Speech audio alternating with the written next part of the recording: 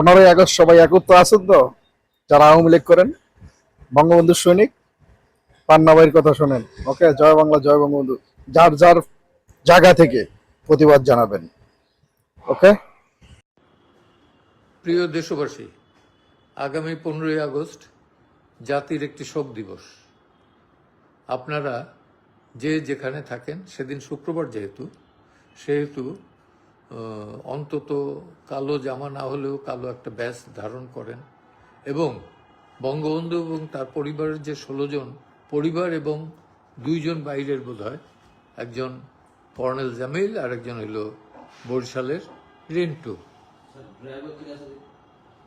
তো আপনারা তাদের জন্যে দোয়া করবেন আল্লাহর কাছে, কারণ বঙ্গবন্ধু আমাদের 15ই আগস্ট সবাই একত্র আছেন তো?